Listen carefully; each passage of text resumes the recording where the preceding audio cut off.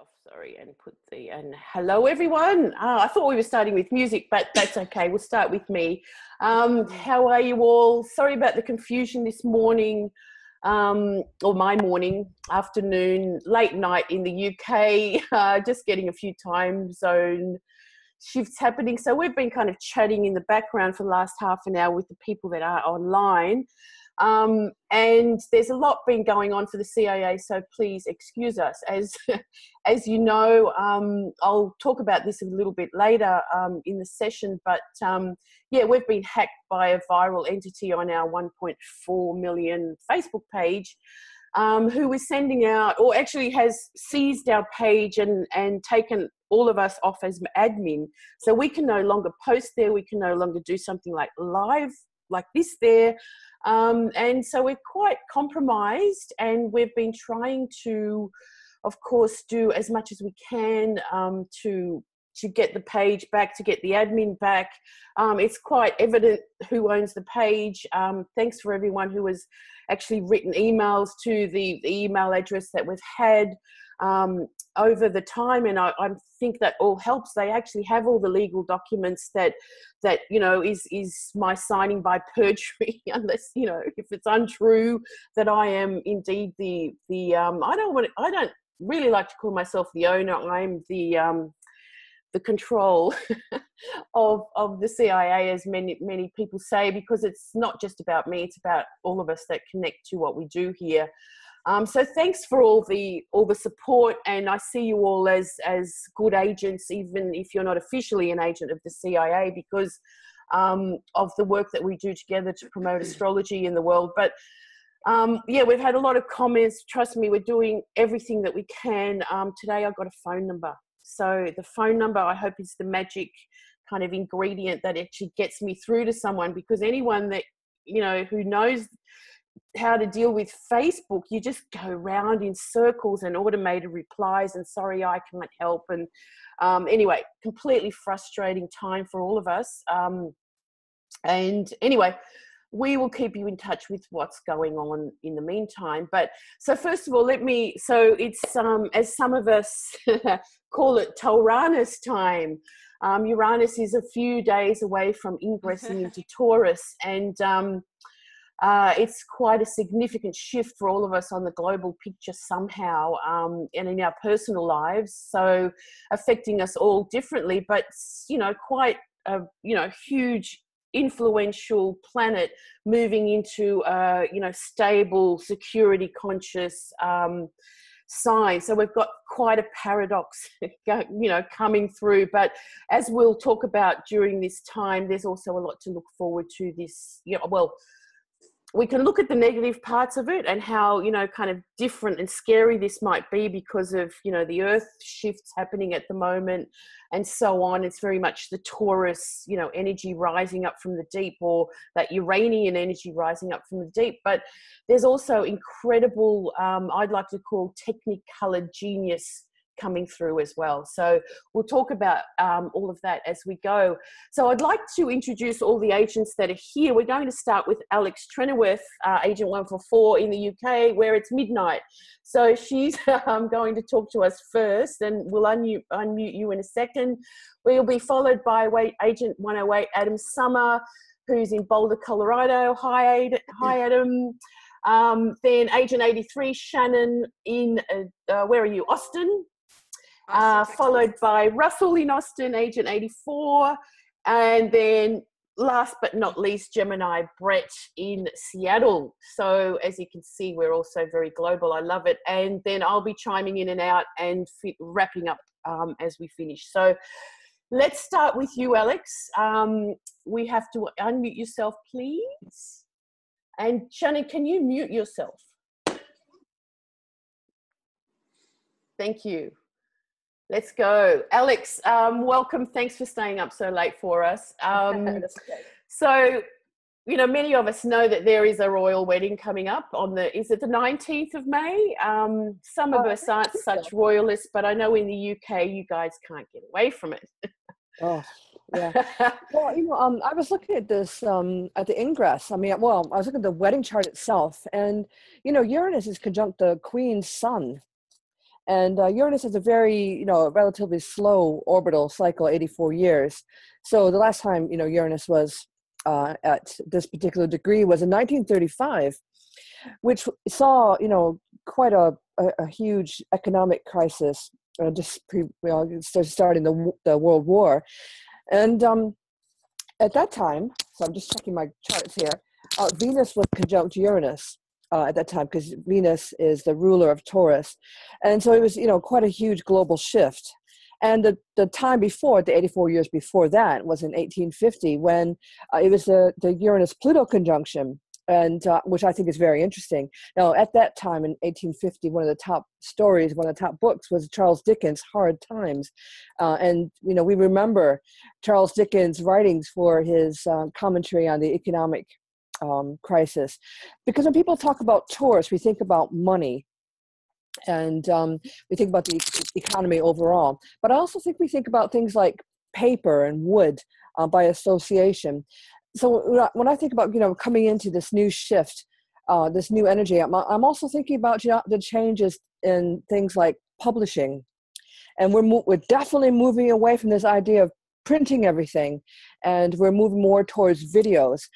And I'm a school teacher. Probably you know this, but I'm just telling people that don't know that we can't get kids to read anymore. They're all about watching things and listening to things, and there's been a huge change from publishing articles on the web to actually making videos. So I think that's quite fascinating. Now, in this particular ingress, we have Venus is ruling is in Gemini in this particular ingress chart.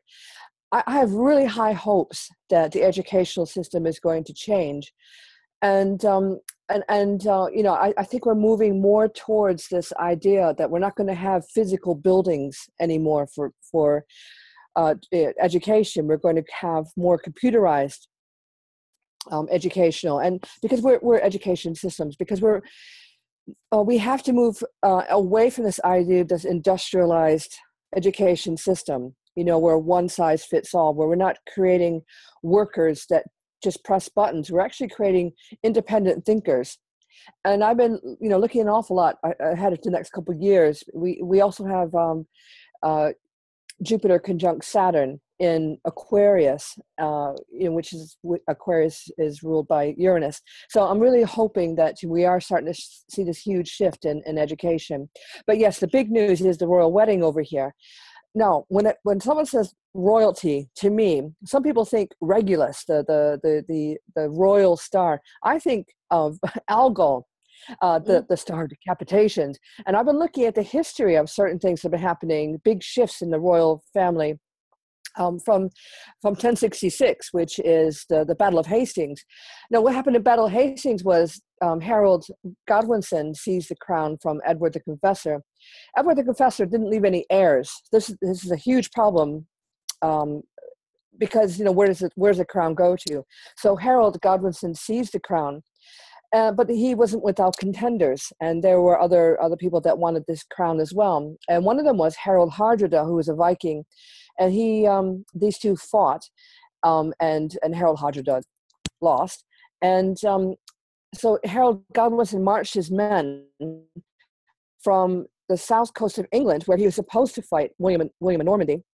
But William of Normandy didn't arrive because the winds blew the wrong way. So he marched his men up north to fight Harold Hardrada. And he was successful in that battle, but he marched his men back down south again to fight William of Normandy. And of course he lost.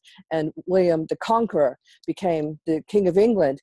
This is a huge shift. And on his death, Uranus was at 24 degrees Taurus, which isn't too far away from the present position of Algol.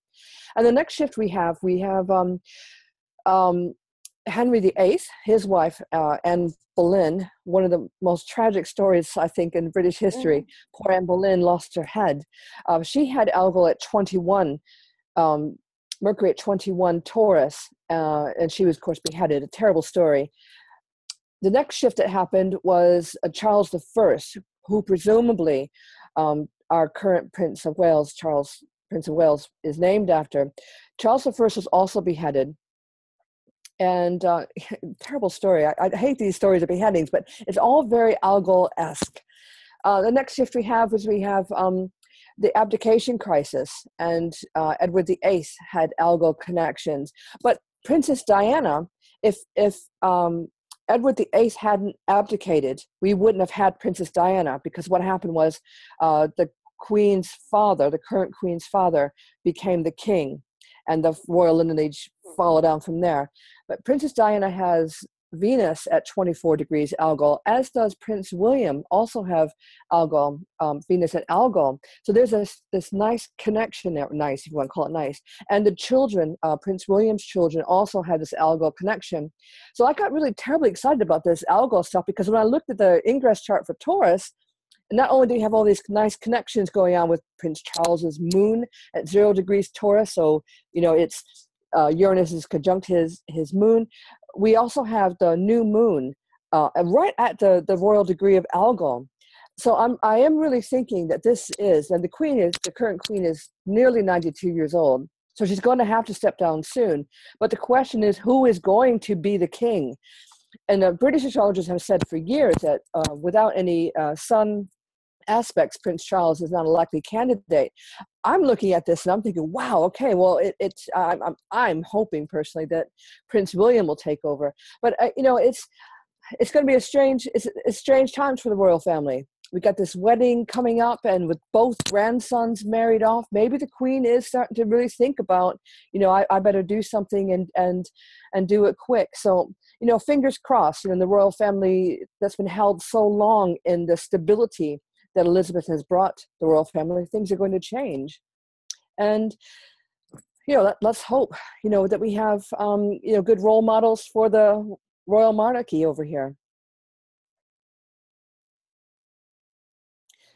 Yeah, for sure, Alex. So I'm just if Prince Charles has got the moon at 0 Taurus, did you say? Prince Charles has the moon at 0 Taurus, yes. And the Queen has her son, and her son has, the Queen has her son at 0 Taurus as well. Yes, well. And Prince William's Jupiter is at 0 Scorpio. Uh-huh. Okay. So, lots of things happening. What are you saying here? Do you think it's going to bypass Charles? And I don't want to, I don't want to be too biased, but I hope so. I don't want Queen Camilla. Well, it's almost like he's been in the waiting room for so long. Give him a little bit of a chance, and then he kind of blew it, though, didn't he? Yeah, I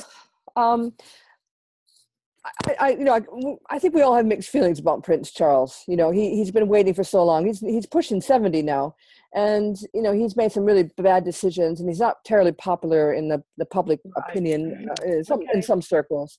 And certainly, I think Queen Camilla is going to upset a few people. Yeah. But we got the algal connection going on here, so I think whatever happens, it's going to be very significant, very intense, because that's what algal is. Algal is a binary star.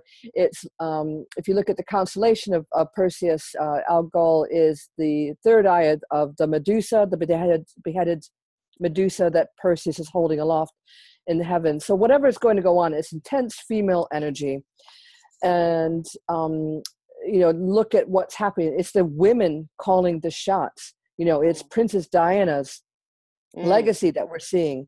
And, Kate Middleton and Meghan Markle are very popular figures now in British culture, far more popular than Camilla can ever hope to be, I think. Mm-hmm. Well, there's been a lot of talk about that, the wedding date chart, or I've seen floating around and stuff. And a lot of astrologers saying, who would pick that date for a wedding? Hey? Yeah. There's a lot of couplings and squares, Uranus, Mars, of course. I want to strangle the royal astrologer, whoever it is.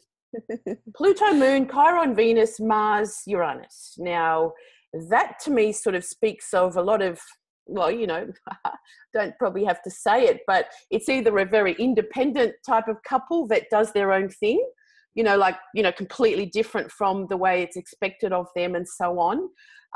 Or, the awful kind of version of Pluto, Moon, Mars, Uranus, and what it's all about, separation, destruction, betrayal, all those things that we can think of when you put those things together. So let's wait and see. I'd like to Well, see. remember that Meghan and Harry are really background noise. You know, Harry is the spare. He's quite far down the succession so line. they're freer to do what they kind of want to do as alternative, royals. Yeah. Let's say. Yeah.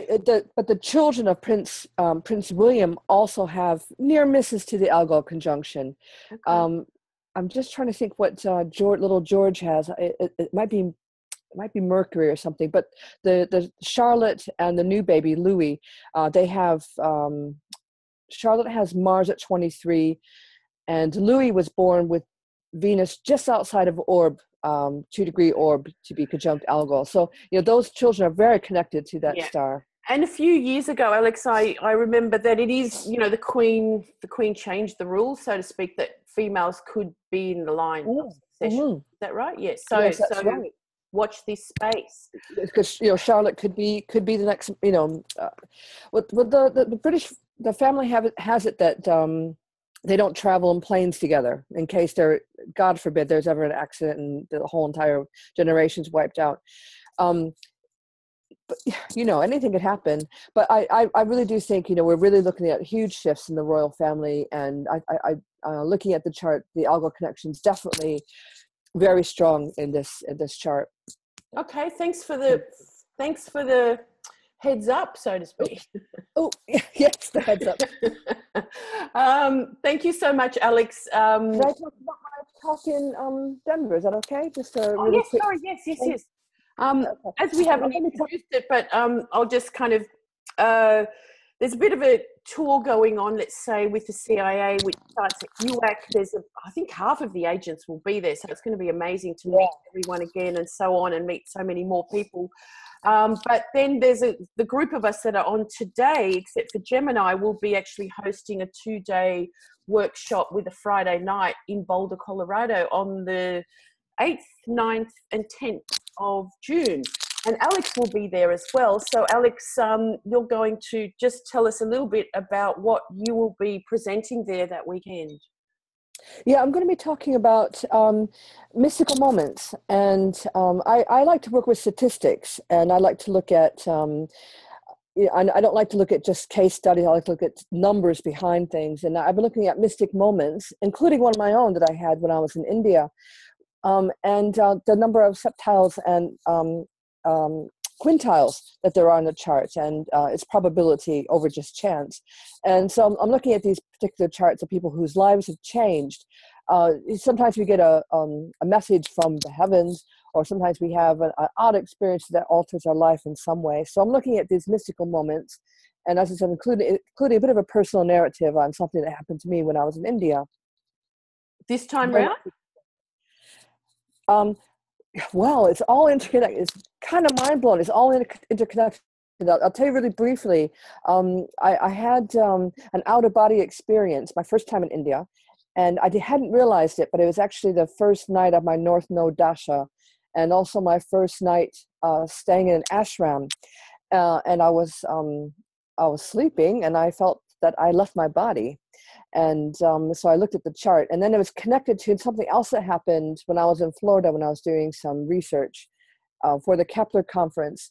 And believe it or not, a flower spoke to me, which is very much Taurus and Uranus and Taurus. But this flower spoke to me, had a very special message for me that really helped me get me through some rough times. But even that is connected to something else that has happened. So, but I'm looking at the number of septiles and quintiles in these charts, and the probability of them. They're all well above chance. And so I'm collecting these moments. So if anybody has one of their own mystic moments, I'll be able to look at their charts as well. There is a bit of a mystic moment. There's a lot of quintiles in the ingress chart, which I was looking at last night. So we'll check that out later. Thanks, Alex. Okay. We'd better let you go.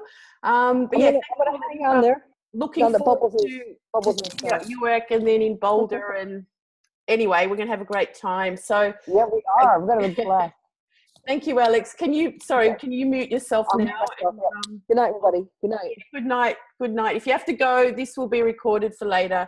All right. I'll hang in there. Okay, cool. Thank you. So now let's go over next to Adam, who's also going to be joining us in Boulder. Adam, are you coming to UAC? I can't remember now. No, You've got too much going on. Close to my retreat next week. Yeah. Well, thanks for being online. Now, how do I get you on instead of me? Oh, it's the speaker view thing going on. Can you not hear me? No, I can hear you. I'm just wondering why I can see me.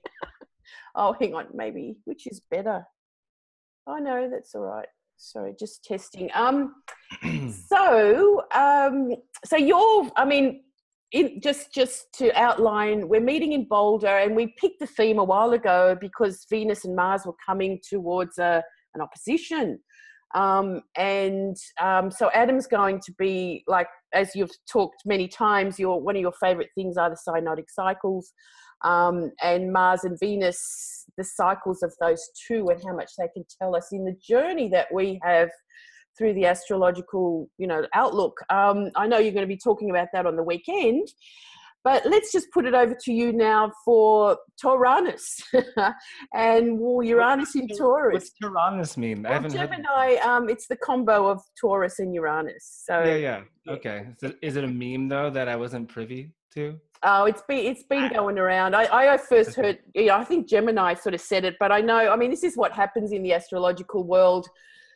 It is like the 12th monkey syndrome. Like, we have an aspect coming up or whatever, and it's not unusual for many of us to come up with the same combo. Sure.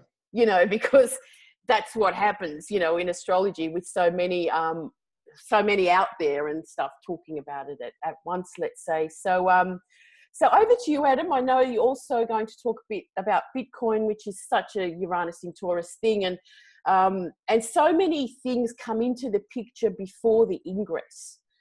We can see that so much with what's going on, just with like instant housing. I saw this thing yesterday where there's a machine that makes your bed. Like, why would you want that? I don't know, but these like really quick kind of modes of making yourself more comfortable in the scheme of things. But and Bitcoin has been in the picture for a while. So yeah, over to you, Adam. Thanks for being here with us today. Yeah, thank you. So I guess, we'll start with keeping it on commenting on perhaps what might happen in a collective sense with the ingress of Uranus and Taurus. And so I'm a really big fan of just paying attention to the zeitgeist and seeing like what really is sprouting up before an ingress happens. We'll learn a lot when it occurs next week, right? But one of the themes that I've been really caught by over the past year, I have a lot of friends that are really involved in the cryptocurrency space. And so it's not just the Bitcoin, it's actually the implications of the blockchain, of what decentralized means in so many different areas of our life. And I always thought the idea of cryptocurrency was good, but I never understood it well enough. And now it's at a point where I've spent the past 2 to 3 months all my free time studying it and seeing a really interesting thing overlap within that ecosystem and that space that is the crypto world and what we're talking about with Uranus and Taurus. And so there's a lot of overlap with, say, prediction markets and everything like that with late May, with Uranus ingressing back into Aries and then going forward again. There's all these really interesting connections that are happening. And also what we're seeing in the crypto space is a lot of banks getting involved, especially with strange coins like Ripple and stuff like this. You see there was a huge announcement in the New York Times about Wall Street getting involved, trading Bitcoin, stuff like this. And so it's more real than it's ever been. And the implications of a decentralized future is, it's the biggest thing I think that we're ever going to witness. And so when looking back, right, in time, and I'm not like the greatest of mundane astrologers and researchers into history, but it is really interesting to look back to the mid 30s into 41, which was the last time Uranus was in Taurus, and it was really in the wake of the stock market crash. It was the Great Depression. Like there was a lot of unfortunate events that were happening really all over the world when it comes down to value and money, right? And so there was a lot of attempts to stabilize the entire system back then. The Banking Act, Social Security Act, all of this was occurring in the States, and I'm sure it was also visible in many other countries around the world. You look back further to the 1850s, like Alex was talking about, and you have the gold rush. You have oil happening all over the West. It truly was the Wild West, and that's actually exactly what most people call this crypto space at the moment. It is the Wild West, and it is a rush to be getting involved. I'm sure it's a similar feeling as it was back in the gold rush. It's like, how are you going to get rich quick? Well, it's not exactly about that. Like, my main interest in studying it and even being involved in this space is experiencing personal power being given back to the individual as far as control of assets, control of your information, control, even the implications for astrology and the safety of storing like all of our charts, all of our readings, everything we've ever done, it all can be programmed into the blockchain, which is the most secure form of technology that we have at the moment. So it's really exciting. And I think that as we move into it, we're going to be able to look back in 7 years' time and just kind of be amazed at how fast everything changed. And so that's like one prediction I might have is, is within that, but the implications of it, like I've witnessed with myself, like I've witnessed with all of my friends who've been involved for some time, is freedom. There's a lot of freedom that comes within being able to, well, essentially experience some sort of wealth from what is happening in the market at the moment with these cryptocurrencies. And then what do you do with your freedom or your time, right? You're more creative. You spend more time in nature. You really get to address what is most important and most valuable in your life, which I think is going to have tremendous implications for culture as a whole. Like if this really gets close to mass adoption within the time that Uranus is in Taurus. And so it's beautiful. It's beautiful. I've witnessed serious transformations in a lot of people that have been involved in this space since like 2010, 2011 and stuff like that. So that's my comment on the collective part of things. I also want to add the Mars retrograde into it because there's going to be 3 squares between Mars and Uranus between now and the end of September. The first one is next week, which is the 16th, just a day after the Uranus ingress. All right. The second is when Mars is retrograde. That's going to be on August 1st. And then the third, I think, is September 18th. And like I was saying, like, what are the symptoms? Like, what can we notice about that already as this aspect is forming? And one thing that is pretty apparent is this very quick separation or polarity that is occurring within the realm of ideas. A lot of people are calling it the war of ideas. And you have people like Jordan Peterson, for example, that are center stage within this war. And, I take no sides. I don't really care too much about it, but the polarization and the intensity is really scary to me. And it really does divide. I've seen friendships break over this. I've seen so many dark, just clean breaks in bonds between people around such heated ideas or opinions about these thinkers, right? And I don't know what that looks like, but the most important thing is for us to look into our own hearts and our own relationship essentially to Mars.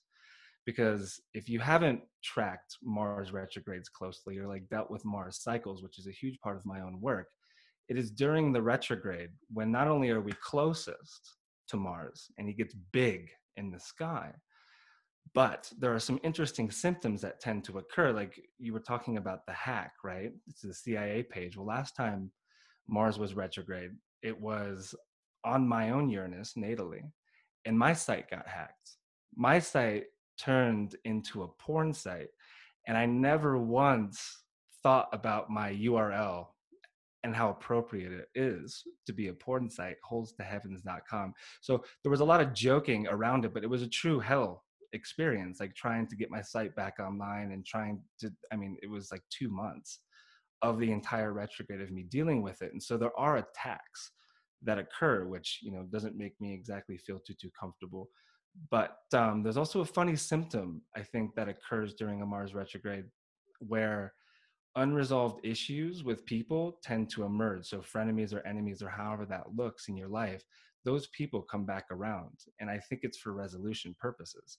It's not to fight again. It's not to make it worse. It's not to build the resentment and the vitriol and all of this. It's actually to make things right. Agree to disagree or whatever it takes to get there. But like, that's a very common symptom that I've noticed during the Mars retrograde. And in some sense, if you were to overlay the monomyth of the hero's journey to the Mars cycle, it's when Mars is retrograde, where literally it is the facing of the dragon or the meeting of the father, or like that battle that can end the war to some extent within that theme in our lives. And so wherever this falls in our chart, which with Mars is going to be early Aquarius and Capricorn, where it's going to be dancing, there are those 3 squares that I think are really going to be explosions to some extent in our personal lives, and God only knows what that looks like in the collective. But we have a lot of responsibility on how we deal with our own issues, with frustration, anger, rage, and all of it. I mean, that's the Mars path to the dark side, right? And so there's ways of working with Mars, right? Like, we can put ourselves together, we can get stronger, we can breathe deeper, we can and try to understand how to navigate this very hot archetype and keep a cool head around it. And so that's my plan, and I can notice it. I can notice where it's happening in my own chart. And I've been working with clients a lot around this, like in preparation of like, what are the skill sets that you can strengthen and gather into your life so that you can better navigate these very unpredictable waters that lie ahead. So yeah, those are my thoughts. Thanks so much, Adam. Very wise and good words. I certainly also see this time as the creative genius, you know, coming back into us, and what we can all do as an individual with, I think, how much we've gathered, you know, from the cosmic kind of ideas, the ideas that have been circulating with this Aries time, and now really kind of making something very tangible out of that.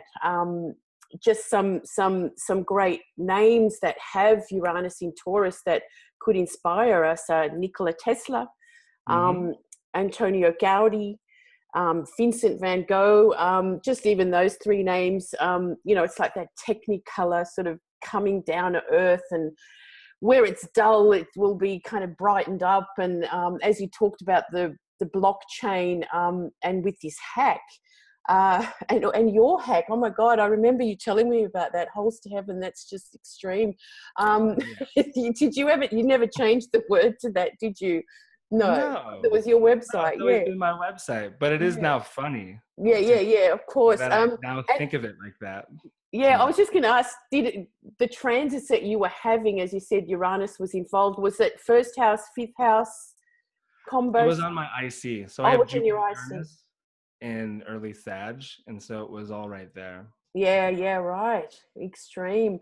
You know, with the hack that we're kind of going through as well, so many people have referred me to, now I can't remember the name of it, Seed, perhaps, which is a blockchain social media connection, which do you know anything about that type of thing yet? There's so much happening around that, like decentralized social media is also, like Alex was talking about, publishing changing and education changing.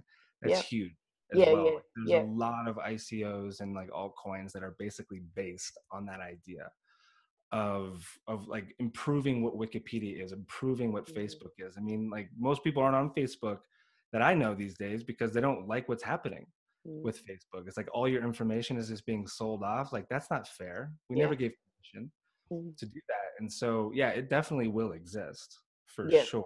Yeah. It's just like we literally are in the beginning phase of seeing this get closer and closer to mass adoption. And it's going to be amazing from our perspective as astrologers to witness how it works with Uranus and Taurus and all these subtle things that occur. And, you know, one thing that I didn't mention, and it's important before I sign off with what I got to say, is the idea. Actually, I'm looking down at you, so I'm going to look up here.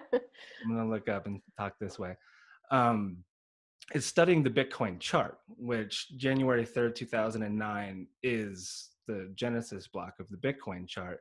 And a really important thing to note about that chart, there's a lot of things that are fascinating, but the North Node is at, I think, 9 degrees Aquarius. So this whole Mars Oh, retrograde is wow. going to be engaging Rahu in the Bitcoin chart. And then where is Uranus moving into but the Bitcoin's 10th house? It's heading towards the midheaven. And that to me makes all the sense in the world, especially talking with my friends who know nothing about astrology and they know about the history. Because Bitcoin at the moment, everything follows its trend. It's not going to be like that forever.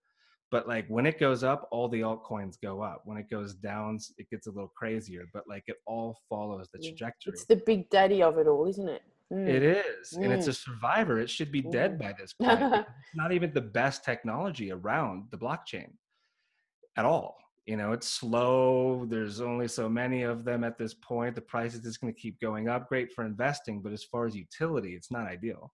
Mm. And so there's a lot of competition coming at its heels. But at the moment, all of it is studied through basically what Bitcoin does. And so if all these huge transits are happening to the Bitcoin chart, you're also studying the crypto space. And it looks very bright for the future of cryptocurrency in the next 7 years, in my opinion. Yeah. Yay. The future looks bright. It does. And that's the attitude, exactly what we want to, let's say, cultivate, you know, through these times. I love what you said. I love a lot of what you say because you're so clear thinking and put things together so well.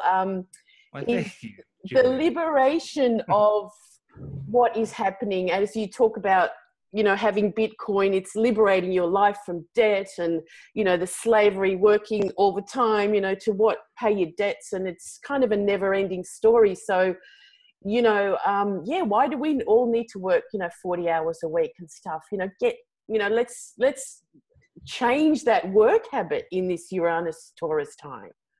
Yeah. As much as we can Yeah. for ourselves It's happening. personally. Hey, it's happening.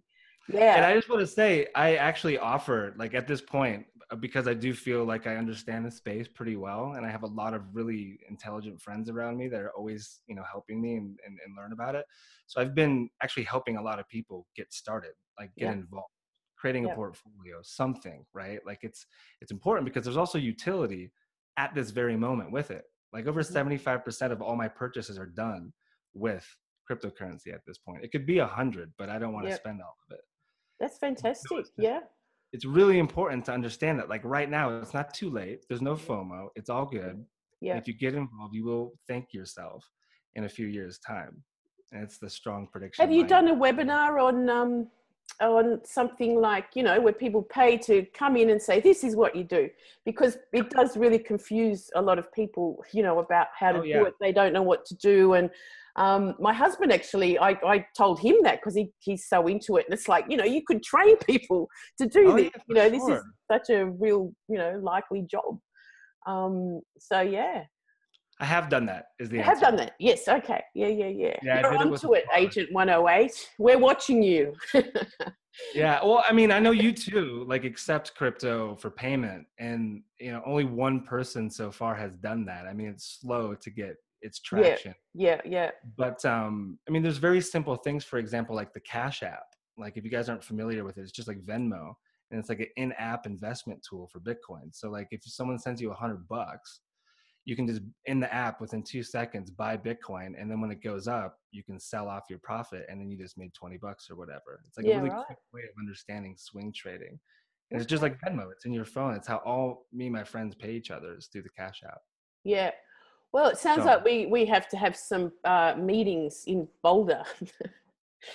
You can give us a few tips. So yeah, talking about that, Adam, tell us just briefly what, you know, we're going to connect in Boulder, your hometown. It's just the way it sort of turned out that it came to Boulder. I can't even remember how it came together for that reason. But it's happening, so we're making the best of it, and I'm looking forward to meeting you for real. It's a real Taurus thing. We've only met online. Yeah, tell us just briefly your talks in Boulder, Mars, Venus related. Right. So I'm going to talk about not just the retrogrades, but how to understand the entirety of both of their cycles and applying it to your own life. And so, I mean, in some sense, I think that we're all playing out myths, stories, right? We believe in these stories that we tell ourselves, but also we've been told. And through the cycles, I mean, with Venus, it's every 584 days. With Mars, it's every couple years or so. But if you can understand the origin point of these synodic cycles, and you can work with it in kind of a magical and alchemical way, you can track it, you can understand your progress in a way that is unparalleled in my experience to really any other way of tracking, say, just a transit, because you understand that it is this very deep cycle that was seated in a particular area in your chart. Whether it aspected a planet or not does matters, but it started somewhere. And so, like with the Mars cycle we're going to be talking about, like that began at the end of July last year in early Leo, right? And so it's going to be really at its penultimate moment when we're getting together. And so we're going to talk about that because it's like midway through the cycle. And then with Venus, her cycle started in March of 2017, and it's going to close out at the end of the year when she goes retrograde in Scorpio. And so by going back and identifying exactly what was the theme around that time, and especially if you were conscious around it, like if you did set an intention, and if you were doing any kind of like ritualistic magic with the cycle, like you can identify pretty easily and pretty quickly where you're at within this cycle. And so I really want to give a tool to everyone that comes to the workshop that can be used for the rest of their lives, a way of tracking their progress with Venus and with Mars. Fantastic. I'm looking forward to it. We can all learn from each other as well. For sure. And as many people know as well, I'm right into the Venus cycle, the Mars one, of course, as well. But anyway, I'm looking forward to it. I love all the agents because they're also intelligent in their own ways. So thank you, Adam. I really look forward to doing more astrology with you in Boulder, and good luck with everything for now, because I know you have to take off soon, so, or whenever you have to, you might have to disappear or chime in. Yeah, it'll be out for another 15 or so. Okay, cool. Thanks for your time though, and information, and I love the exploring that you do with astrology. So thank you, Julia. Thank you 108. Cheers. You're welcome. All right, who's up next? 83, are you there? Hello. Yay, cool. Hi. Thanks for being online with us all today. So as we move into the Taurus Uranus time, you're very much a dancer and about embodiment of, let's say, cosmic energy. Tell us about, tell us about what you'll be doing in Boulder and what you want to bring down with the message of Uranus in Taurus for us all. Yeah. Definitely. I'm very excited to be back in Boulder. I was there for 15 years, and I think I would say the majority of my focus while I was there was on embodiment, was on utilizing the body as a vessel to for healing, for evolution, for awakening, and returning to some of our ancient roots of community celebrations and dance and drumming and music and ceremony. And so that has really been my passion, I would say, for the last decade. And astrology came in, I say, about like 6 years ago. And so this is just an exciting time in my life where I'm merging the two. And so for our conference in Boulder, it's the perfect alignment this year with Uranus, moving into Taurus, to be harnessing, more consciously the cosmic energy and really calling it down into the portal of the body with intention. And so Friday night, we're going to have a community ecstatic dance ritual ceremony. We call it Illumination is the name of the actual dance. And it's just a beautiful synergy of creative expression, a light facilitation, but a very sacred container. And we've tried to create an extraordinary environment for people to transcend the mind, for people to be able to really access the higher realms. And so we will be integrating some cosmic astrological elements and inviting people to go on a journey with us with the music, and with some of the other elements I'll leave as a surprise. And so that will be Friday night. And then I'm going to be giving a lecture on Saturday, I think, on the embracing of some of the deeper, more mysterious elements with Jupiter that's been moving through Scorpio for the last 6 months, and just exploring that, which I call shadow, sex, and soul. I have 5 planets in the 8th house, and so it's been very much a part of my own personal journey to get intimate with the underworld, with the mysteries, with the Scorpio archetype. So I'll be exploring some of that realm and helping people align with this sort of portal time that we're in, as far as embracing, you know, some of the more difficult aspects and what's available to us if we're able to really just dive into our shadow without too much resistance. And so that's what I'll be focusing on in Boulder.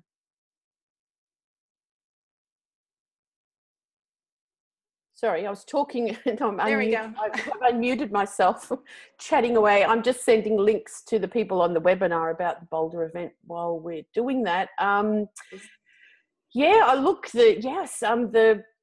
this is, our bodies are in for a change somehow as well. Yeah.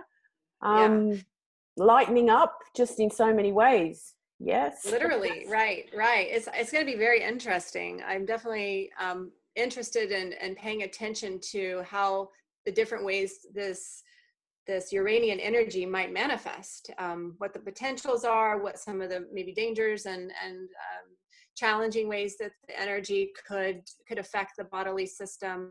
I feel that, you know, obviously it's very extremely electrical, buzzy, ungrounded, and it could potentially create some destabilization for some people, you know, some higher levels of anxiety. It could trigger some imbalances that are maybe dormant, and kind of bring things to the surface. So I'm aware that, you know, it'll be really important for us to really pay attention to the mind-body balance and integration, and that we're going to have to take our self-care to a higher level. And lots of love. Yeah. More love. Yeah. Silly. So, but on that note, there's also, I think, a lot of exciting opportunity for working with the energy consciously. That, you know, I'm really interested in. You know, I think about Taurus and I think about the priestess. I think about, you know, the goddess of sensuality, the goddess of pleasure. You know, it's the part of us that's here just to receive. And, you know, a lot of the work that we've been doing with this Jupiter in Scorpio has been really clearing out the obstructions, making more space to be able to harness and to channel the light. And so for people who are really on that path, I feel it's very exciting time to be able to raise our vibration and to be able to open ourselves to the cosmic vibration, which can bring more pleasure, but it can also accelerate the consciousness. And so, you know, I feel that I'm getting actually a lot of clients coming to me that are really working in these realms of tantric realms, of really wanting to commit to sacred partnership and understanding that we can go further together than alone. And this Uranian energy that is available to us, you know, Uranus is about progress, the future, moving us forward, pulling us upward. And that with people who are working in these realms with intention and in a personal practice, you know, I'm seeing more and more people talking in the realms of the Kundalini, of having experiences of being able to travel in the astral realms. I think that with intention, with this energy running through the body without obstruction, we're going to see people with more heightened intuition, telepathy, connection to channeling is going to become more and more available for people who are just open and just doing their work. So these are some of the areas I think that I'm most interested in and paying attention. And I'm definitely an advocate of working with your system on in your own personal practice through meditation, through dance, through breath work, and just clearing out the vessel and inviting more of this energy, which just can help us to be more in alignment and in the flow, like Adam was saying, just being in the flow, the universal dance. So yeah, I see it very much as becoming much more normal to be cosmic. Yes. To be cosmic is the new normal. So what's wrong with everyone else? Yeah, well, good point. I mean, I think astrology is maybe going to be more lucrative potentially, and you know, more mainstream. Hopefully we'll see more of that on the Well, this is more exactly value. I think what we've had with Uranus, I mean, this is what I'll be talking about at my talks a little bit, because I've been gathering some great info and stuff of the cycles of Uranus through a particular sign and what it has meant for astrology.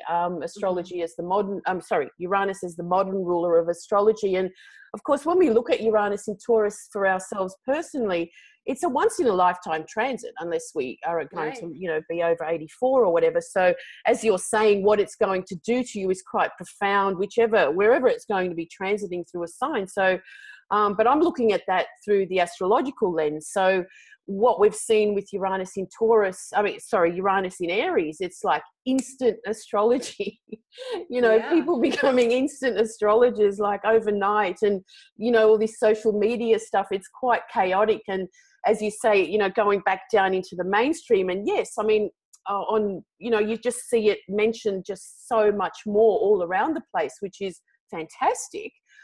But now I see the Uranus in Taurus as making, let's say, the real astrology more solid, right? So kind of bringing back down a bit more, like, you know, that will still happen. It's not going to go away. But I think maybe, let's say, the more dedicated astrologers or what have you will be battening down the hatches a bit. And used in a more practical day-to-day routine, you know, the way that it was in the beginning of time, where it was just a part of our language. Yeah, part of natural life and living. Yeah, exactly. Right. Yes, exactly. That's great. Thanks for reminding us of that, because that's Taurus, isn't it? It's like, it's not such a weird thing. It is not. Have a look in it. It's all about cycles and you know, cosmic timing. So it's that combination which makes what's coming up very, very exciting. You know, the last time it was there, you know, 35 to 42 or what have you, the world didn't have time for much astrology. But I'm just trying to remember what Uranus in Taurus now. I have to, anyway, I can't remember all my notes. There was a bit of a gap in that time. I do remember it was Robert Blaschke did a talk at a conference in 2005, I think it was, in Sedona for the Blast conference or something. And I remember reading a PDF about it, and he talked about Uranus conjunct the North Node as being very significant for a phase, you know, a new kind of phase of astrology being, you know, in the picture. And Uranus never met the North Node in Taurus last time. So it almost skips a beat. Okay. So, or skips a sign, sorry. So it met in Gemini and Leo before, Gemini, then Leo, then what's the one after that? Not Libra. Gemini. Anyway, yeah, but this is what you have to come and you know, listen to what I'm going to put together. My head's a bit frazzled at the moment, but no worries. What am I getting to? So the last time Uranus met the North Node was 2005, and it was in Pisces. And we look at quite a significant time of where, I mean, this was around the time the CIA started, and it was all about the intention of the co-creative aspect of astrology rising. Not that it hadn't been around before, but it was putting that together. The time before was in Capricorn that met early 80s. And we look back at that time of when all the Robs, Rob Hand, Rob Schmidt, and Rob, now I can't remember the other Rob, were deciphering all the ancient texts of Hellenistic and Greek astrology. And it was being translated for the first time, which kind of made this revolution, you know, in Capricorn, honing back into the past.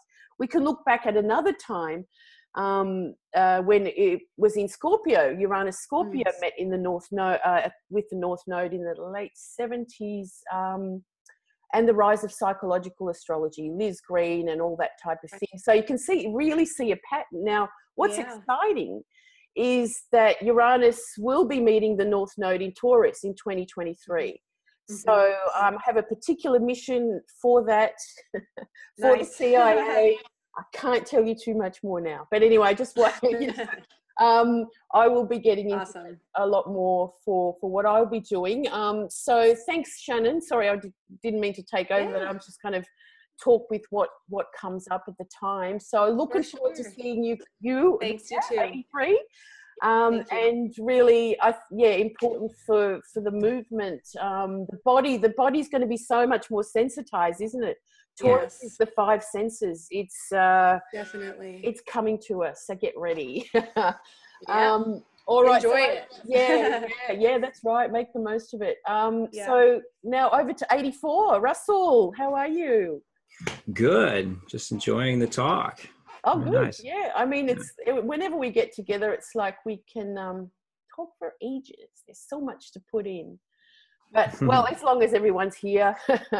Anyway, so over to you, Russ. Tell us a bit about what your thoughts are of the main sort of aspects of Uranus in Taurus.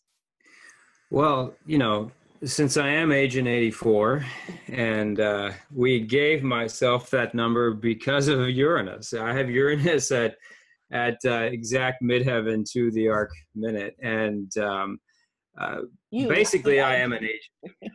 Yeah, well, no, it has a lot of difficulties that come with being this much Uranus, plus it's square my Mercury. Some things just need to slow down to be enjoyed.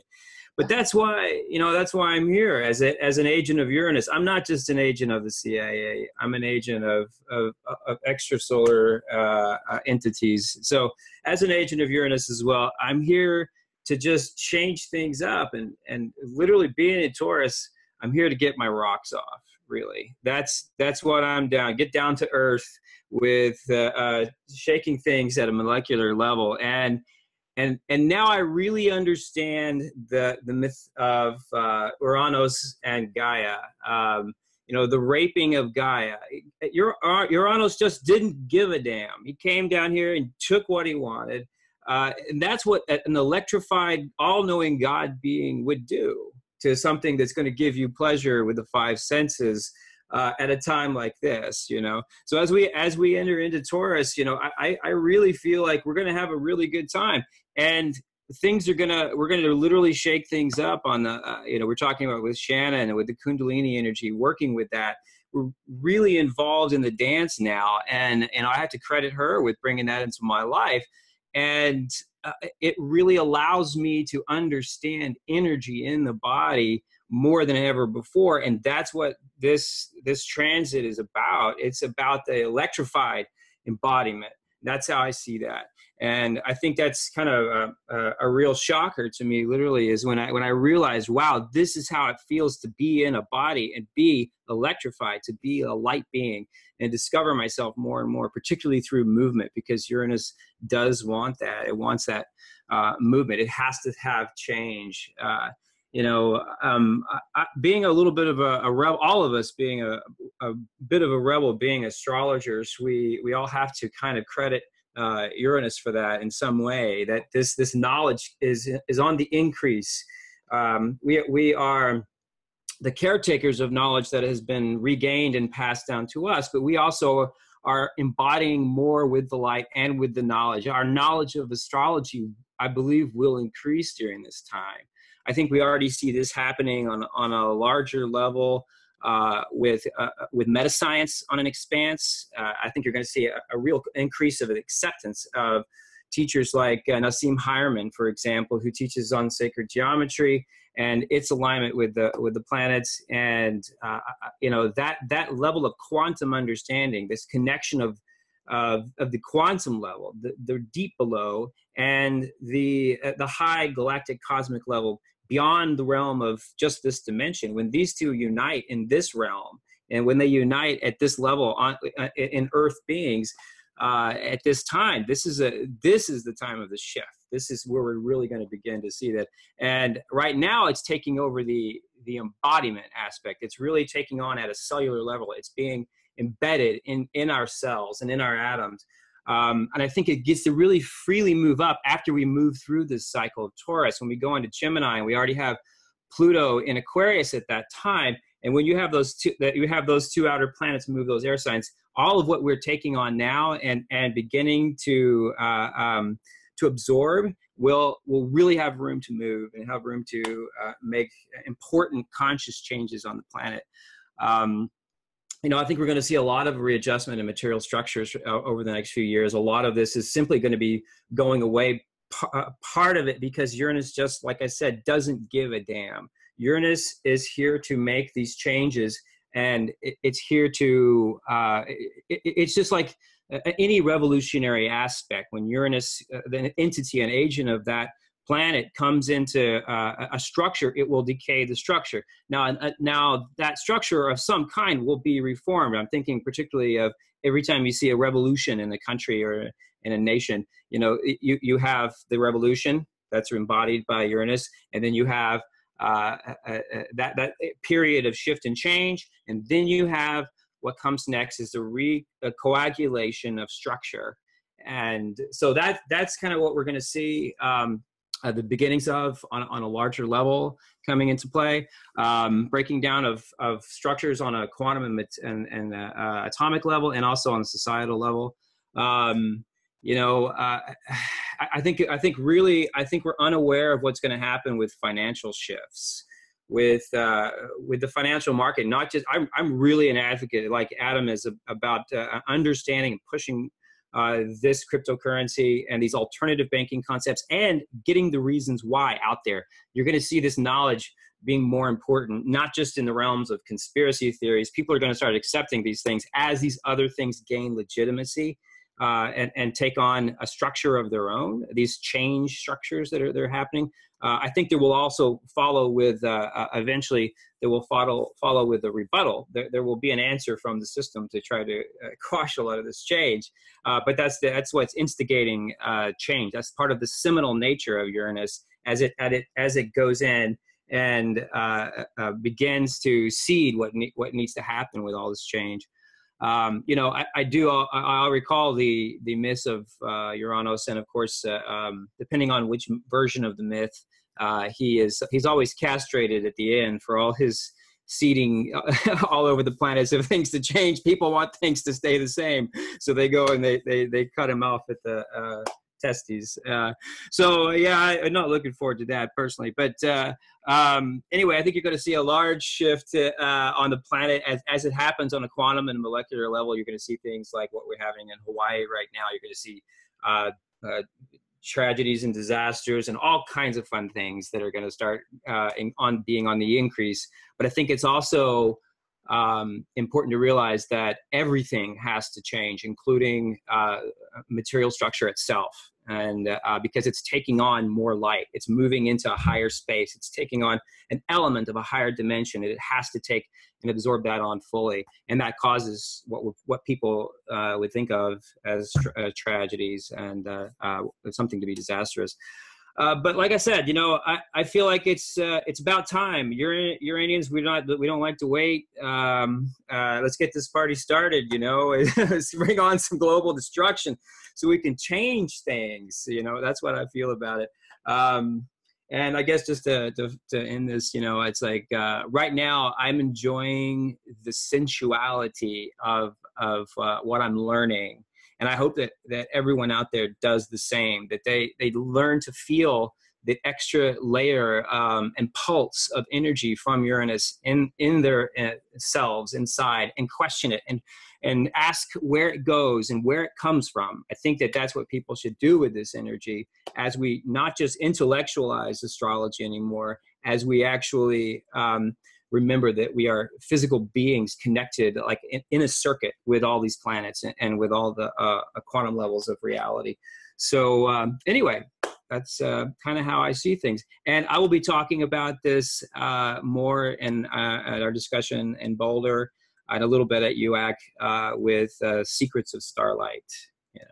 what we can learn. Every bit of every piece of information we could ever know of all the cosmos is in every single photon of light. This is what the Greeks actually taught us.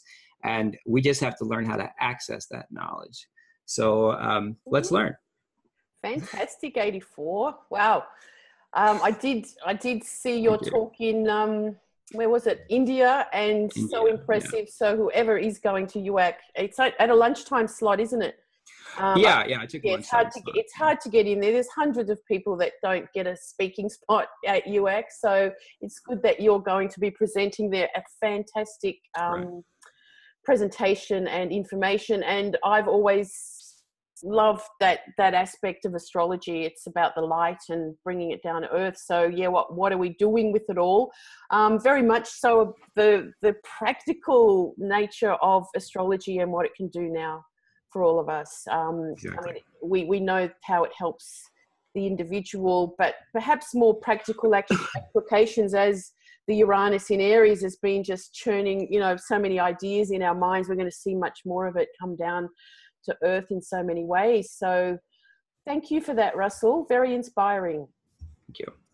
Now we're calling Agent 1123. Where is he? I just want to say goodbye. Thanks, bro. Do you want to wrap up anything from what you've heard with the last few there, Adam? No? What's that? You want to say goodbye?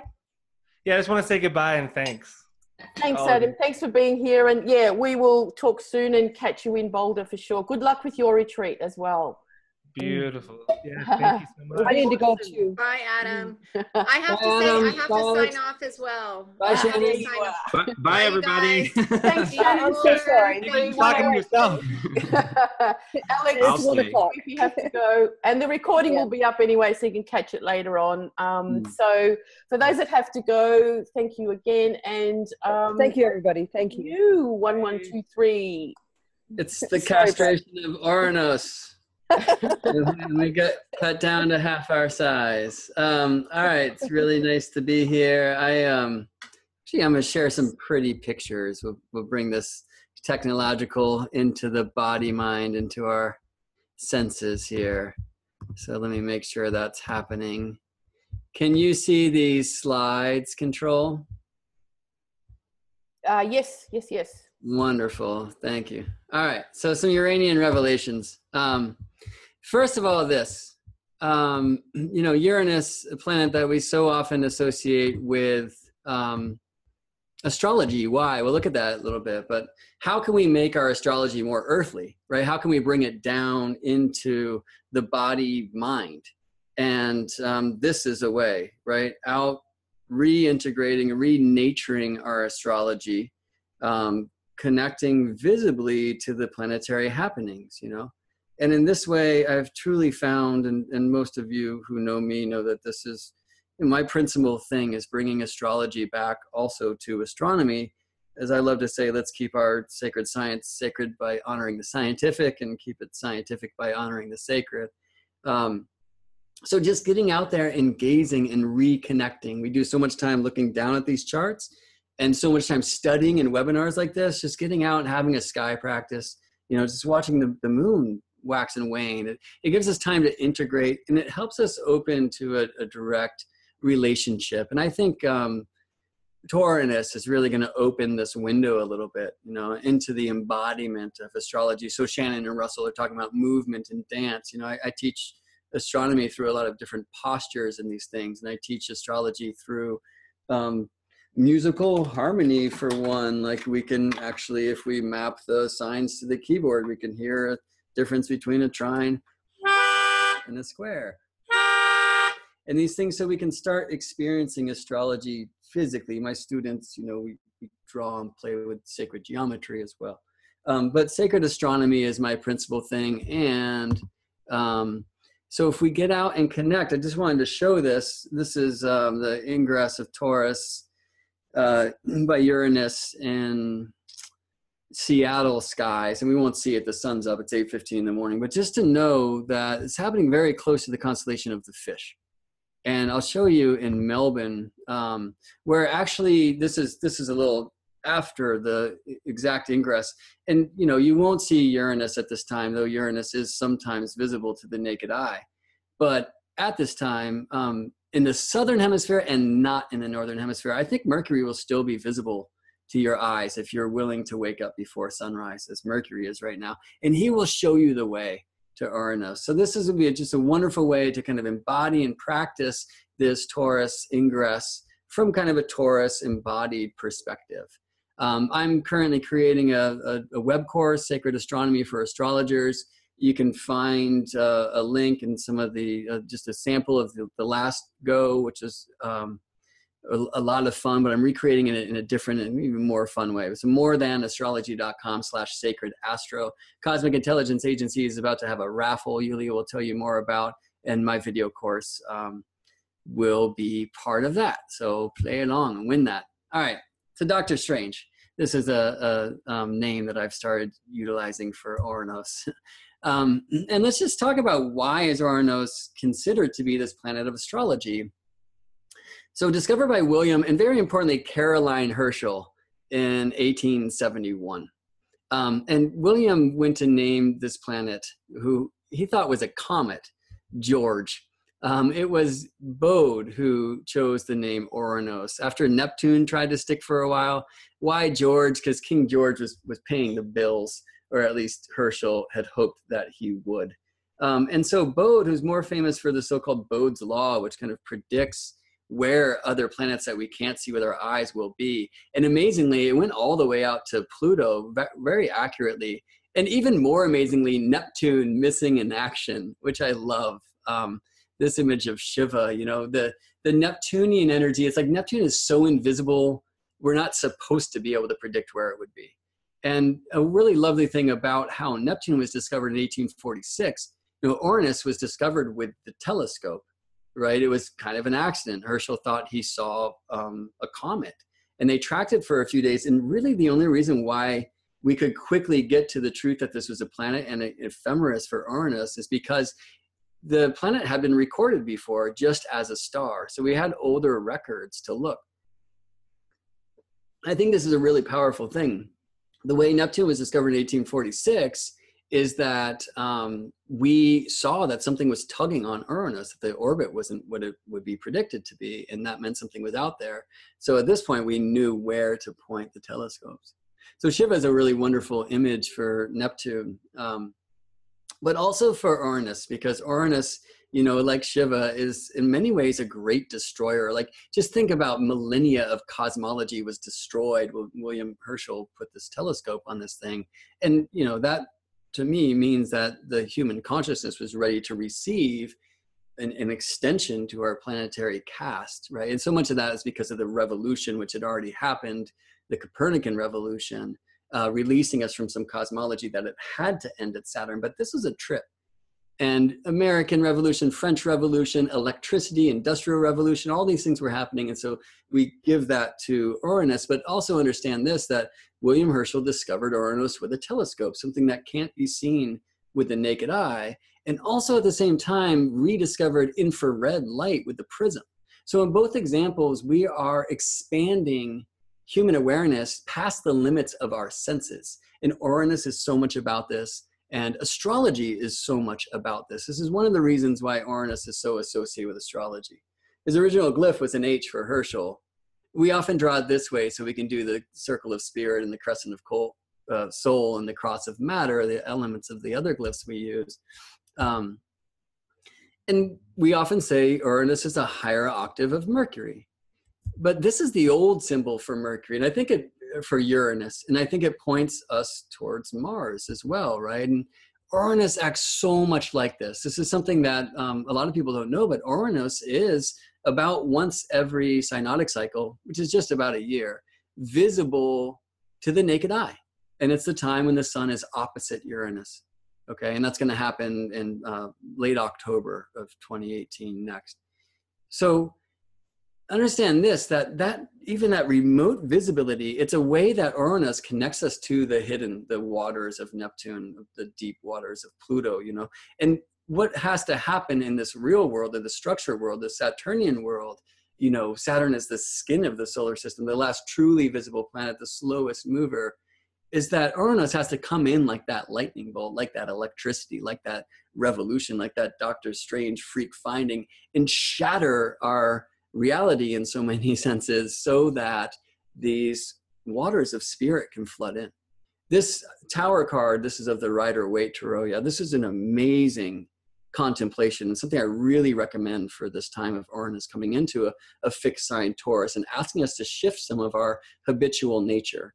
And I'll just lend you my mantra for Uranus, Pluto transits alike, is choose change before change chooses you. There's a great wind of change coming through. Lift your sails. All right, so many have associated Uranus with Prometheus, perhaps first, most famously, Rictarnus, because Prometheus, the fire bringer, you know, and the rebel who was tortured for this. And that's not to say Uranus himself was not tortured, as Russel mentioned earlier, you know, castrated by his son Saturn after raping the mother Gaia. Now, I have some different opinions than what was shared earlier about that mythos, but I don't need to go there right now. I'll just say that Uranus serves this divine function of revolution. I mean, even Uranus, the planet itself, super freaky. You may know that Uranus orbits on its side, like basically rolling in its orbit about the sun. It seems to imply, as Velikovsky and many others have suggested, that Uranus was experienced some massive collision during its formation, or maybe even later in time.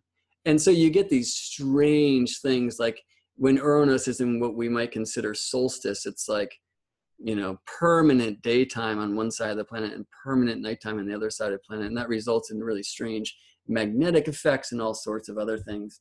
Many moons, 27 moons of Uranus, named after William Shakespeare characters and Alexander Pope characters. And that in itself is strange, right? I mean, including this name, Uranus, which is not Roman like all of the other planets, Latin, it's Greek, right? So, and then it leads us to these things like, is it Uranus or Uranus? And that's a little ridiculous. Although science has suggested that Uranus and methane literally smells like farts, right? And, you know, it's the coldest planet until we get out to Pluto, colder than Neptune.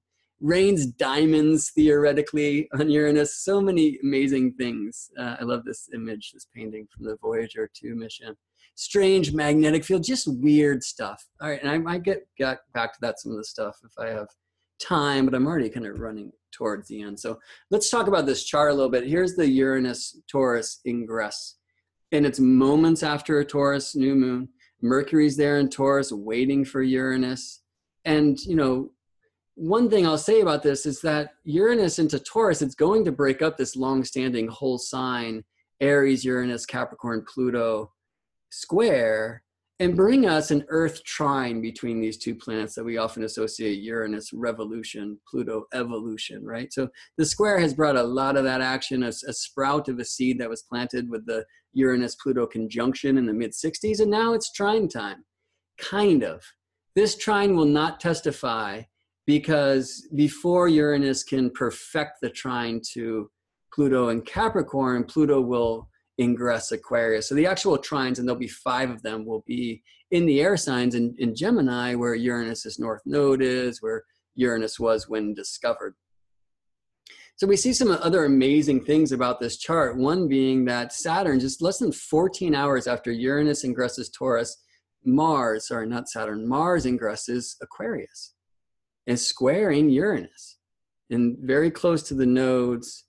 And when Uranus, who stations retrograde in August to head back into Aries for some unfinished business in November, when Uranus is just crossing over, on that day, literally, activates a perfect T-square with the lunar nodes, who on that very same day, November 6, 2018, are regressing from Leo Aquarius to Cancer Capricorn. And Moon completes the grand fixed square. And then just after, Venus is there to complete the grand cardinal square. I mean, it's an amazing thing, these square energies. Mars square Uranus at the first ingress, Uranus squaring the lunar nodes with the moon as the full square, and Venus on the other side. So we're speaking about some tension and some opportunity for exploration. Now, I always relate the synodic cycles to the moon herself and the phases of the moon, and seed and sprout and flower and fruit at the conjunction, opening square, opposition, closing square. And it's different for the outer planets than it is for the moon, for reasons we don't need to completely explore. But I'll just show that we're in this 2018 Uranus Cazimi still. As far as the cycle is concerned, it wasn't the first cycle in Taurus, it was the last cycle in Aries, seated there.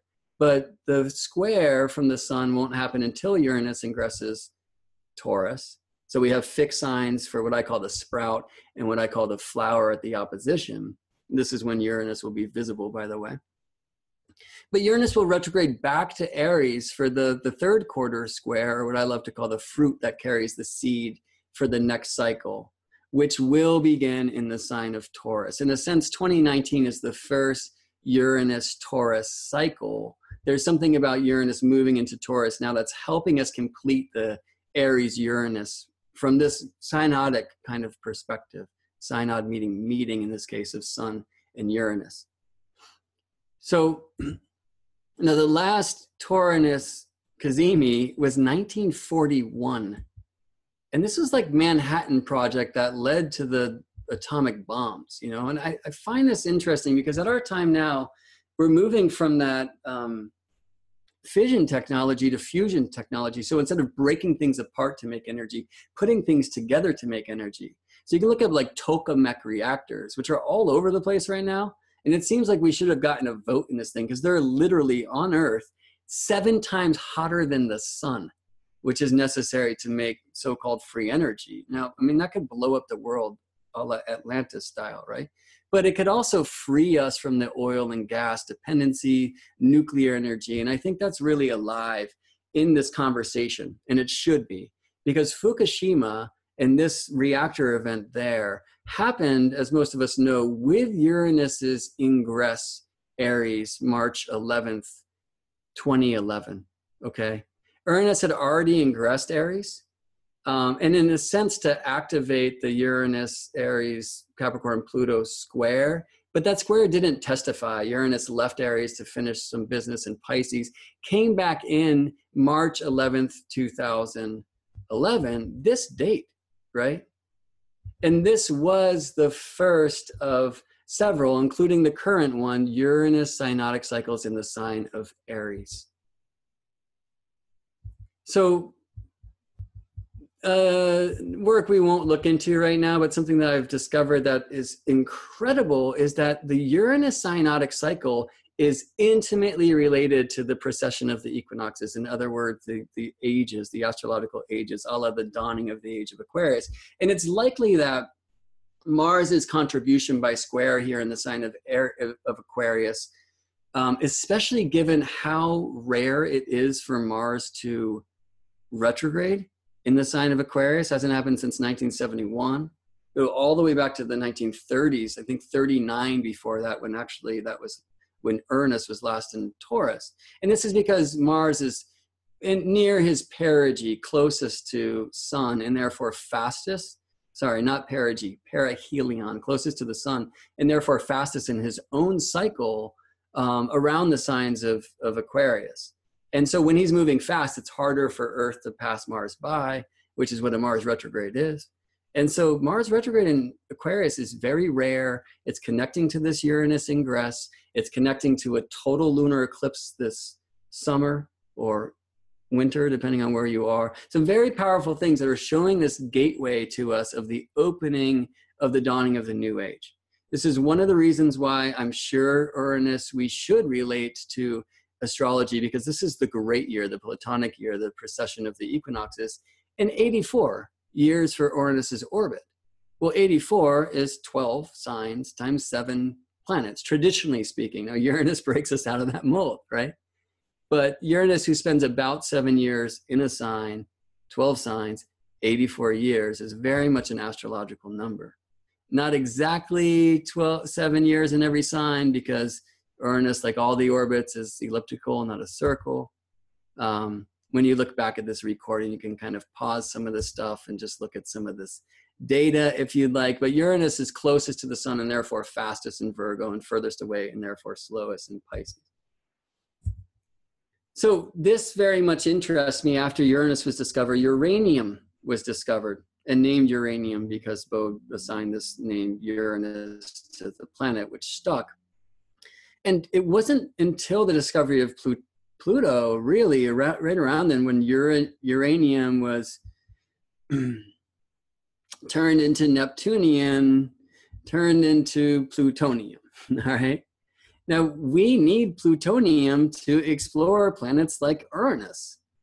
That's the fuel that's used for these satellites that get too far from the sun for solar. And NASA's like running out and actually just received approval to start making plutonium again, which means basically weapons grade stuff, which means the likelihood of more of this, which no bueno, right? I feel very strongly that Taurus, Uranus, in these many cycles to come over the course of the next 7-8 years, are opening the window for us to finally tune into what we might call free energy. Now, the fusion reactors could be part of this. There's magnet motors. There's all sorts of things. Julija mentioned earlier that Nikola Tesla is one of many brilliant beings who has Taurus Uranus in his nativity. And many of you who have researched this know that Tesla's technology was very much suppressed. I mean, you know, confiscated literally by the FBI. And you can look into William Reich and so many of these beings and so many different free energy devices that have been suppressed. You know, I think Uranus wants to remind us that as within, so without. You are the star in the jar. And if we truly want to create a space for free energy in our world without of us, we need to free our energy. So the question is, what in you needs to be liberated? Where are you stuck? Where are you held up? And how can you choose that change to be that lightning rod so the bolt will come in and give you an electric surge so the old tower will crumble and you can righteously build a new one from the old bricks, right? And if we each do this and understand, we who follow the planets like you, right, we are the ones that are tracking this pulse and therefore can tune in and choose to make this change, not only for ourselves, but for our community and literally for the world. In my feeling, you know, the Fukushima reactor event that accommodated Uranus's cyclical ingress Aries, it was the warning shot. And there's significant things in relationship to the longest cycle, the 26,000 year cycle of precession of the equinoxes. I shouldn't say longer, but it's very much a statement of the dawning of the age of Aquarius. Does that mean the age of Aquarius is about nuclear meltdown? No. That was the wake-up call. And it was such a strong and powerful wake-up call for us. And then, you know, did that bell stop ringing? What are we going to do about it? What in your life was your Fukushima? How has your power become toxic, right? Or unchecked, right? So using this outer symbol as a source of inner shift and realigning our own interior power plant is part of the way that Taurus calls us to change so our world outside of us will change and dynamically. And for me, the things that have happened since 2010 when Uranus ingressed Aries, 2011 when the Uranus synod ingressed Aries, we're finishing that now. We're tuning into how have we been called to change, and we can get really hard on ourselves because it was happening and then it's like, oh, you know, but this is the time where we're being reminded that the cycle is alive and we're moving now from that fire to the earth. And Hermes said, separate thou the fire from the earth sweetly and with great ingenuity. And there's nothing more ingenious than this Dr. Strange planet, Taurus, or Uranus, saying Taurus. I'm going to go through these slowly just so when you look later, you can look at the date on the left before your birth date and find which Uranus synodic cycle you were born into, just because you might be interested. And then on these next slides, you'll be able to pause the screen and see how 84 years and 1 day later, the synod will come around again, your Uranus synodic return, and how this does map to because it's 84 years in one day, it maps to the precession of the equinoxes. So I'm just going to zoom through a few things. We'll leave that there for now. And I will close with showing this once again.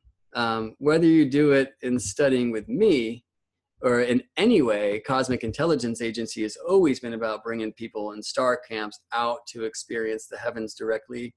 Trust me, not only will you find opportunities to deeply integrate your quest here into these many directions as we go as astrology. We know it's an endless craft, but being out there, being present, having a sky practice, being grounded, being in the earth, being in the body, dancing like Shannon and Russel are bringing in, as many have, this is the way to create a space for the revolutionary Uranus to come into your own vessel, into the body, mind, into your sentience for great change at this time. And the more you change you, the more you assist in our global change. And we thank you for that. And I thank you for joining me here.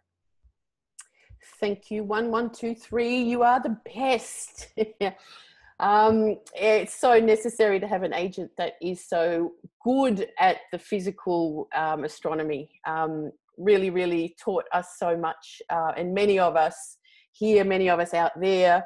As you mentioned, a star camp, yes, the CIA has always been into, I suppose it's my personal preference of doing astrology as well, is connecting it to the real turnings in the sky and what we see.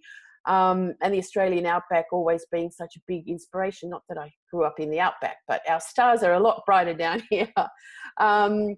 Anyway, or seem somewhat a lot closer. But as you mentioned, you know, Uranus being discovered, the first planet to be discovered in that sense with a telescope. I have seen Uranus through a telescope in the outback, and it was amazing. Have you ever seen it? Like, for real? Yeah, I saw him with my naked eye last year. Oh yeah, okay, yeah, which to me was like you really the great. have to know where to find it, don't you? And that's like yeah. I was out there with my iPhone, right? So it's kind of this reverse Uranian thing where now I'm using the technology then to become organic once again. And I, to me, that's the other side of. It's like we've had this inhale, and now this exhale will be in a way of marrying the body, mind, and the intellect mind once again in astrology. What I loved about seeing it for real was, Nick, Agent 37 at the time, found it. And, we got, of course, so excited. And it was the brightness of the blue, right? And that stuck out so incredibly from, Saturn was really bright at the time in the sky, and so was Jupiter. But it was, it was smaller than Jupiter and Saturn, of course, in the telescope. But it was the pinpoint accuracy when you see a planet through the telescope, how perfect it is. It's just like, is this for real? This is just like this incredibly digitized, like perfectly sharp image that you're seeing. And Uranus was actually, exactly like that. It was like, wow. Anyway, I've only seen it once, but it was I mean, looking at Jupiter and seeing the Galilean moons, looking at Saturn and seeing the rings. I mean, that's the things that got Galileo put on house arrest, right? And others burned at the stake. And, there's a thing about Uranus, I call where we are in his synodic cycle, the heretic's journey. There's something about Uranus that asks us to break out of the mold. And I mean, all astrologers, well, not almost all astrologers are about this, right? Our art, our craft is about this. It's about helping us see beyond the limits of our senses. And I think that coming into the body is great. I think there'll also be a shock. I loved what Shannon said before, that astrology will get more lucrative. And I noticed you shared here, and Julija, I just want to mention, and we'll share this in the Facebook post as well. If you're enjoying this webinar, please consider donating to Cosmic Intelligence Agency. As Julija mentioned before, we might have we're dealing with serious internet hackers. And, it's like all hands are on deck right now, and Julija is spending a lot of late nights. So this would be a really wonderful time to support this source of Uranium Revelations. I have a phone number. Well, I will tell you how it goes. Gemini said before, let's do it live now. Okay, shall I ring and see what happens? Yeah, totally. No, totally. We'll be probably online for forever. And well, see, but this is an amazing thing, right? Because for people who are joining later, haven't heard, like the Uranus or the Cosmic Intelligence Agency main page on Facebook, which is like 2 million followers or whatever, has been hacked by this very clear, like viral organization who's posting nonsense. And sadly, it's like, scarring their reputation and whatnot. And Julija is just like sending claim after claim, and many of us have contributed to Facebook, say like, obviously these like viral people are not the true owners and controllers of the Cosmic Intelligence Agency. So what's taking so long? Yeah. And what's so great is that in a way, you not being able to solve this thing through the World Wide Web and having to go back to the phone, which is, even though it will be a cell phone, more of an analog device. There's like a Uranus and technology saved the day. Right. Yeah. You should use one of the rotary dial phones. Yeah. Well, honor the movement. All the contacts that we've got, Philip, Susan, we do not have a surname to them or a phone number. It's the way Facebook operates. They do have a headquarters in Melbourne, and my son suggested, we go down there. So look, from one day to the next, I will be doing what needs to be done next, and it's consuming all my time, and I'm leaving in 9 days. And anyway, it's a bit chaotic. So yeah, folks, give a donation so we can pay for picket signs for the Melbourne Facebook office. That's right. I wanted to mention, I may or may not make the Boulder happening that Julija has been mentioning. I'm moving house is one of my ways that I'm choosing to change before change chooses me. If I am there, I'm going to teach all sorts of freaky different things about the moon than what we're used to looking at, which is moon by sign, house, and aspect, and also lead a night sky thing. And since Russel's on here too, I'll just mention that I'll be down at Russel and Shannon's place in Austin at the end of September for a sky training, and then in Tucson in October. So you can check out my site for that stuff. Sky training, I love it. Sky school. Yeah, that's right. People need some sky training. Cosmic boot camp and stuff. And yes, I mean, the thing in Boulder, it's unfortunate we couldn't get a place that was like an overnight stay thing. So we'd go ahead and just do it, because Boulder's not that big and it's easy to sort of get around and stuff. So that's how it will continue. But I mean, there's a lot more to say, and we will do a live Taurus Uranus part 2 or part 3, because it's a long journey with there's not enough time to put it all in today. I've got a lot more that I can add here, but I am not going to let it go on further. I know there's still quite a lot of you online and stuff, but we'll present it again. Actually, we're doing one from Buffalo as well. So you'll hear more about my ideas on what's going on here as well through the talks. We're also starting a raffle, and the page is not ready yet. So keep in contact with us. Again, our page is compromised. So there's a few things to do if you are a CIA fan. First of all, be a subscriber. If we haven't got that outlet that we have, I know it filters through all of our agents for now. Subscribe to our updates. We don't send out constant updates. We just don't like that kind of energy about, always hassling you about something. Although, you would understand that we need to do it now and then. Subscribe, buy a raffle ticket. We have got amazing raffle of about 30 prizes, or there might be more by the time we collect all the agents. Book giveaways, webinar giveaways, like complete course giveaways, Gemini's, what do you call it? Sacred Astronomy. Sacred Astronomy, yeah. We're going to be, what do you call it? Drawing it at not the closing, before the closing of UAC, or before the closing of the trade tables, and we're at tables 40 and 41. You can come past and meet the agents. It's always quite a hub of what's going on over there. So I can't believe it's actually in 9 days, or I actually leave in 9 days, and I think a few others will be leaving around that time. So exciting times, everyone. Thanks for being online. Russell, you want some closing words there? No, I just really enjoy what Brett had to say about it all, and adding the key information behind it all that astrologers really need to know. I like to I'm a big picture guy and a quantum level guy, like I said, and sometimes bringing it down to earth is always fun for me to participate in.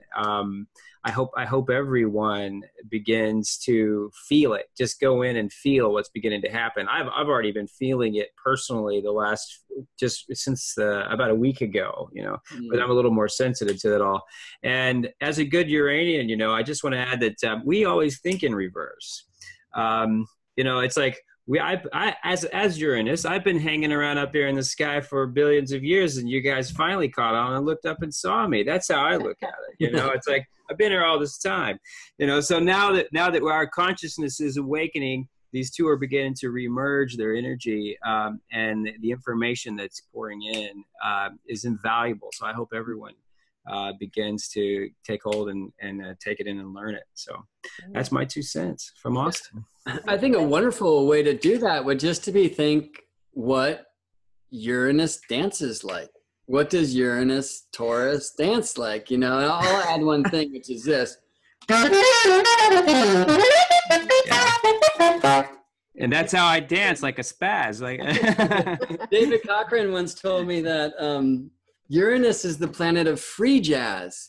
Yeah. And I really love that because I'd been associated Uranus with so much with like trauma. But the point of like free music is just to get in the moment and let it express. And really, when we think about it, that's the point of the trauma. It's when we're in a place where we're not tuning in, where we're not living our lives, and we need to be reminded in this way, actually, to get out of the rat race, and especially Uranus and Taurus, tune into the grace of Earth's pace and improvise and be alive. And therefore, we don't need the lightning bolt to shock us. It just comes to electrify us and give us power. You have to need the lightning bolt. That's what I'm about. I'm here to shock people. So let's. I think as part of that energy is you were just talking about in the dance. It's like that's exactly what electricity does in the body. It makes you spaz out. So that's how I tend to move and shift and dance like that. And if you have a trauma, it's both energetic, physical. I take the Taylor Swift approach, and I shake it out, man. I get in there and I move it till it's gone, and that always helps get the snakes moving. So, but anyway, yeah. I'm just showing a few pictures because, I haven't got time to do it all, but I love this one, as it's a Nikola Tesla's, experimental. It looks like, an electric tree. It's just perfect for the image of Uranus in Taurus. And the lightning, of course, it's such an inspirational symbol. It really, really is inspirational. And one thing that we need to remember with lightning as, the symbol for Uranus and the sky gods in general, but is that it is an equalizer. It's an equalizer of the atmosphere. So if something's sort of tense in the atmosphere, it's got to change. And that's what will happen on that sort of ground level, because what we've got going on is the most extreme, as I said at the beginning, the paradox of the most radical kind of energy in the most fixed and stable sign. And, the mind kind of boggles, and there's so many images that come up of what that could in fact bring. But one of the things that it brought up for me was, and I found this, was like, I was looking out into the garden, and I've often had like this kind of download. I've got Uranus on my midheaven, and this download of a cosmic bee sort of coming and to fertilize the planet with cosmic wisdom, so to speak. Not fertilize, but, what's the word? Pollinate. Or cross-pollinate. And I see that that's what we're, doing with astrology at this time, and we'll be doing more of that with astrology. And as opposed to just, let's say, being more singularly sort of biased with what we do, or working on our own and that type of thing, the CIA has always been about the cosmosphere, or putting astrological thought into, and our intentions with what we know on a collective level, out there in the cosmosphere, as I call it. The astrosphere is being taken by astronomers, so I call it the the cosmosphere. And in ancient Greece, they had a stone that actually embodied these bees onto the omphalos stone. And to me, it reminds us of, some kind of cosmic grid that's around us. But for now, and what will be happening is bringing that back down to earth. So how do we make this grid very real on our planet with what we do as astrologers, and what we do with the cosmic information to kind of, let's say, recolor our world, and make cosmic the new normal. That's how I see it. So thanks everyone for being online, and you wonderful agents. I love you all.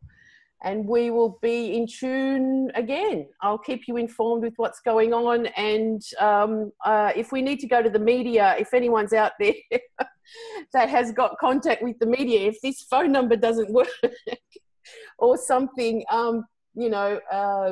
someone suggested, go get out there and tell the story. So again, time, huh? Yeah. All right. So good luck, everyone. Thanks for being online. This will be uploaded onto our YouTube. It is floating around the Facebook there somewhere. And we will gather it and put it up again on our YouTube channel and keep you informed. So keep up to date, and blessings on this great, I think, quite exciting journey of recoloring our world in so many ways. Ciao for now, guys. Peace. Thank you. Thanks, Gemini. Thanks, 84.